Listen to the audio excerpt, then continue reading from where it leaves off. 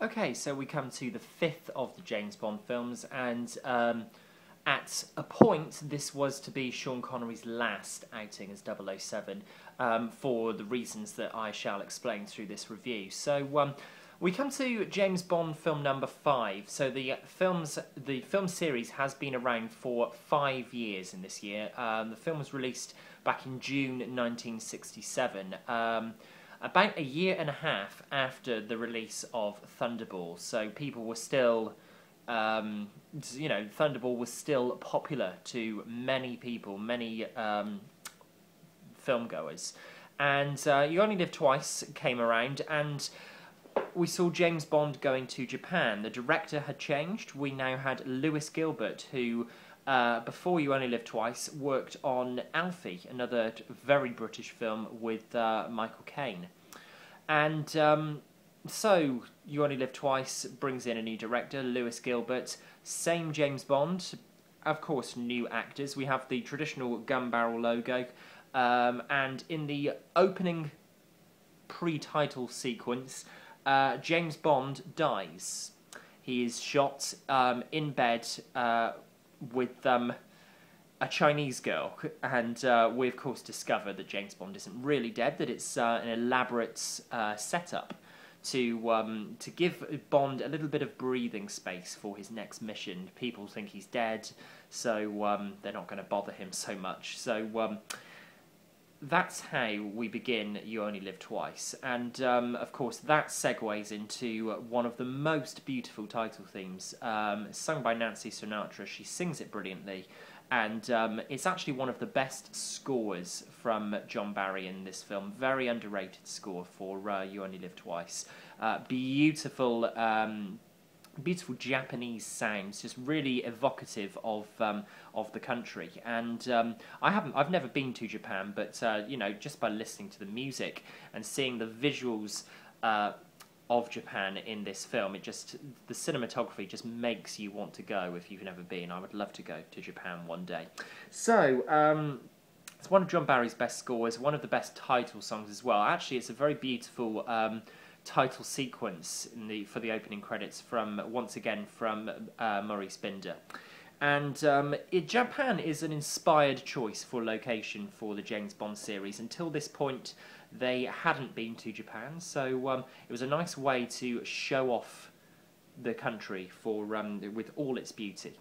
And of course, we have some interesting characters in the film. We have Charles Gray as Henderson, one of Bond's first contacts when he gets to Japan, and Charles Gray will of course go on to play Blofeld in one of the films, in Diamonds Are Forever, which actually coincidentally is the film where Sean Connery returns to the series. So in 4 years' time, Charles Gray will appear as Blofeld. He's more successful, however, in this film in a very small part as Henderson, before Henderson gets cut off permanently, shall we say. The casting process was very interesting for You Only Live Twice, and quite arduous, I think, as well for the director. Director and the producers wanted to try and cast English-speaking Japanese actresses, and that sounds as difficult as it is. There were so few.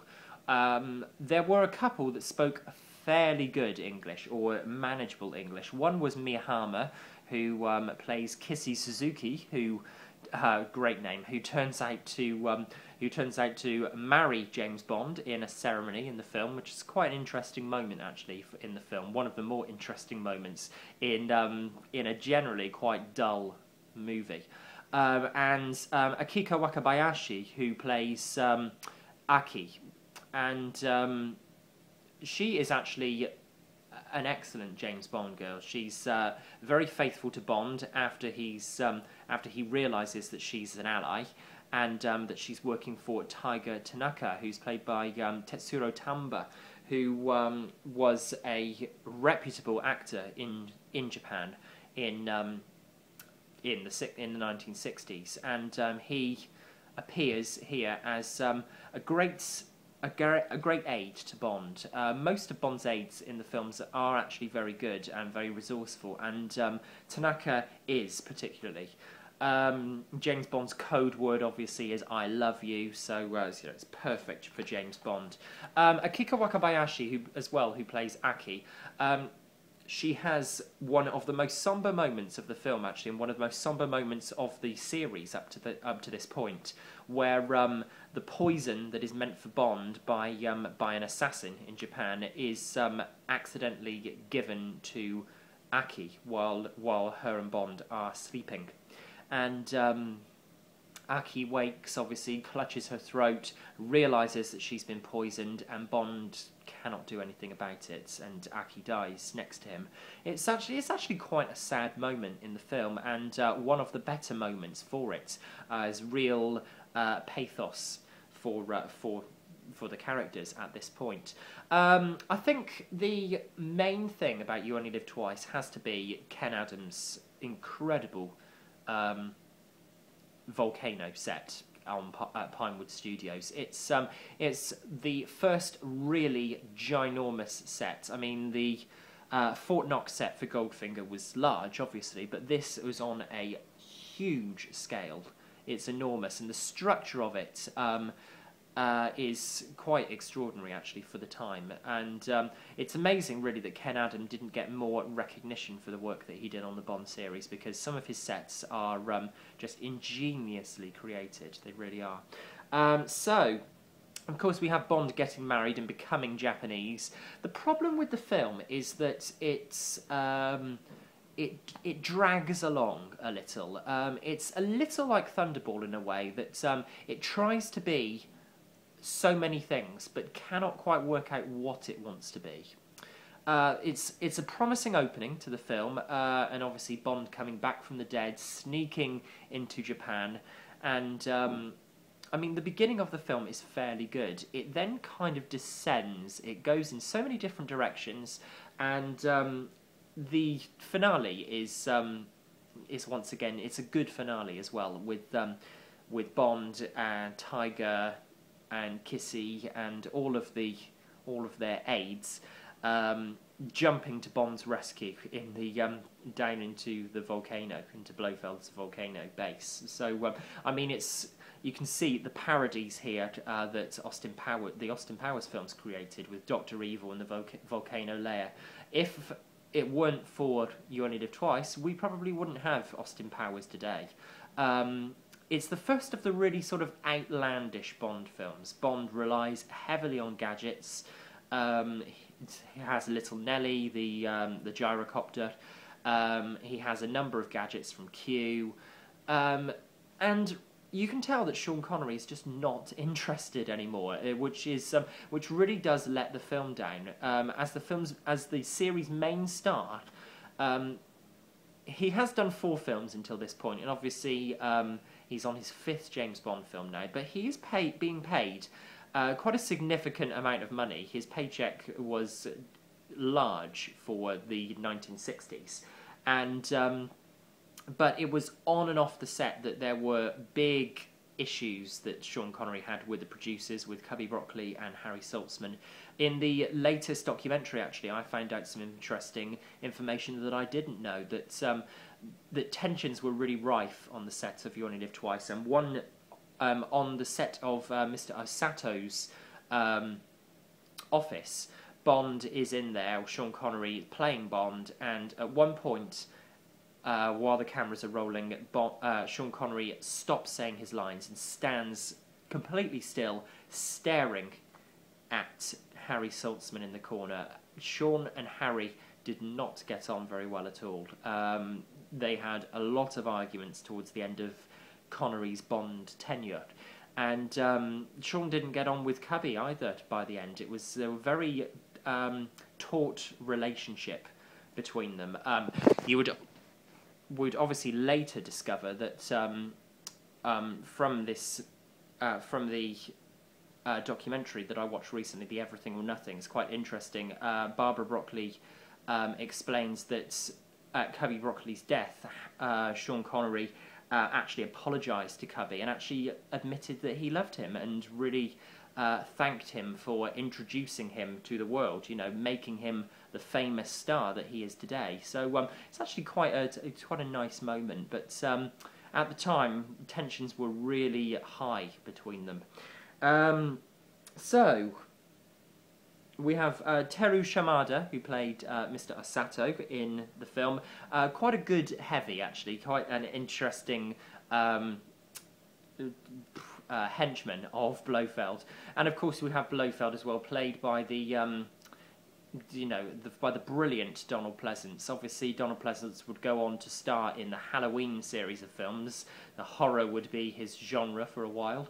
That was in the late 70s and the 1980s. But of course 1967 he played Blofeld in You Only Live Twice, with the scar down the cheek. I mean, it's all in Austin Powers. It's all there. Dr. Evil with the scar, it's Austin Powers. With the cat, it's Austin Powers. And so Austin Powers really has a lot to thank You Only Live Twice for. It wouldn't be around today if not for that. We have German actress Karin Dor, who plays Helga Brandt as well. A bit of a hit and miss character really, but she has a couple of good moments in the film, and the moment where she believes she has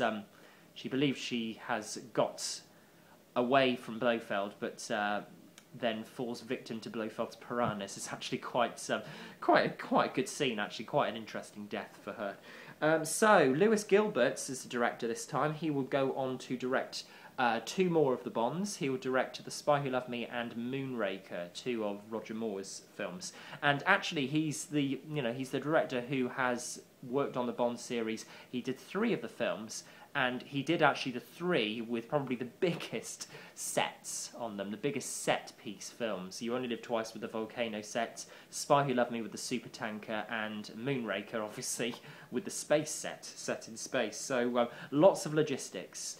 Sean Connery doesn't look interested because, not only because of the problems that he had with Cubby and Harry and the pay that he received for the films, but also when visiting Japan, when the crew were in Japan, there were photographers following him into the toilets, which would get on the nerves of even the most patient person. But he's a Scotsman, nothing against Scotsmen at all, but the patience was not there, and Sean was not a happy man. So Sean decided to bow out from Bond. He decided You Only Live Twice was going to be his last film in the series. He wanted to go on to future projects, try different things, which is fair enough. And the Bond producers had the unenviable task of trying to find the new 007 at the end of the 1960s. Screen testing lots of people, and the successor is revealed in the next film, On Her Majesty's Secret Service. So You Only Live Twice, it has its ups and downs. It's a very middle-of-the-road James Bond film. There are some great moments. The volcano set is one of the best Ken Adams sets, but as a whole, the film just kind of lacks something. I can't really explain it, but the story is not one of the best, and consequently it's one of the weaker films. Certainly one of the weaker films of the early James Bond films. Okay, James Bond will return in On Her Majesty's Secret Service with the next 007, George Lazenby.